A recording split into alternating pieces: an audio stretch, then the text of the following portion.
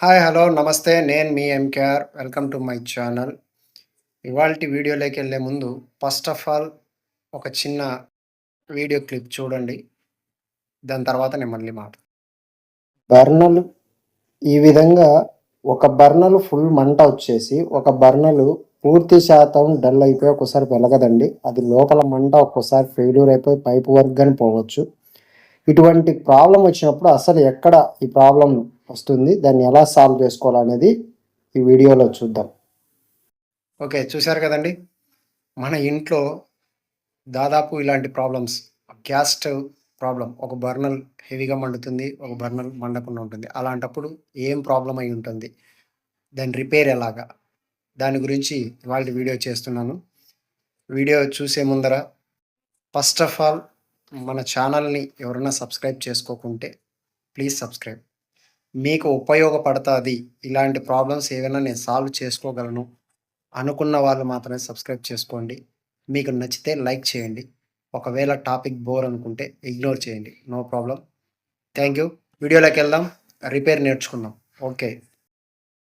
First of all మనము జాగ్రత్తగా దాన్ని పైపు కింద గ్యాస్ స్టవ్‌ని సిలిండర్‌ని ఆఫ్ చేసుకొని పైపుని రిమూవ్ చేసేసి బర్నర్‌లు కూడా పూర్తి శాతం తీసేసి మనం ఇది గ్లాస్ ప్రెస్టీజ్ గ్లాస్ ఐటమ్ కాబట్టి కింద ఏదైనా క్లాత్ వేసుకోండి.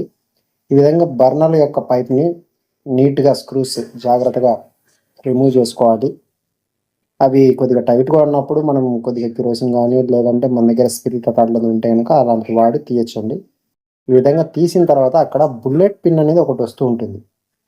ఇది ఎందుకు బ్లాక్ అవుతూ ఉంటుందంటే ఎక్కువ శాతం ఏందంటే పాలు పొంగిపోయినప్పుడు, మన అన్నం పొంగిపోయినప్పుడు అవి ఒక్కొక్కసారి కిందికి చేరినప్పుడు అక్కడ డస్ట్ అనేది ఎక్కువ ఫార్మ్ అయిపోయి ఆ హోల్ అనేది బ్లాక్ అయిపోతూ ఉంటుంది.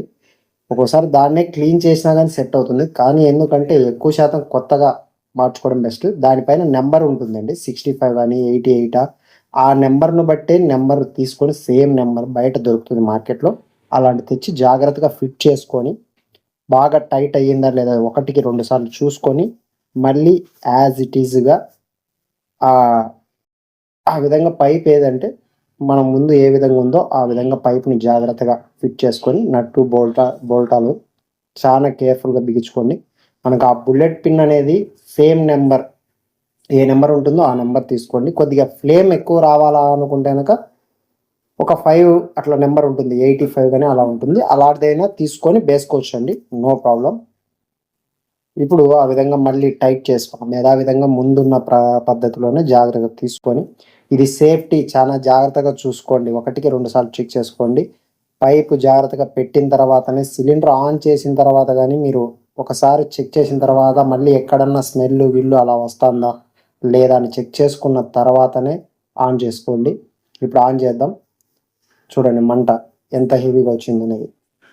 ముందు అలాగా లేదు కదా! ఇప్పుడు అలాగా వచ్చింది. అదండి బుల్లెట్ పిన్ను కరెక్ట్‌గా మార్చుకుంటే ఆ విధంగా ఉంటుంది.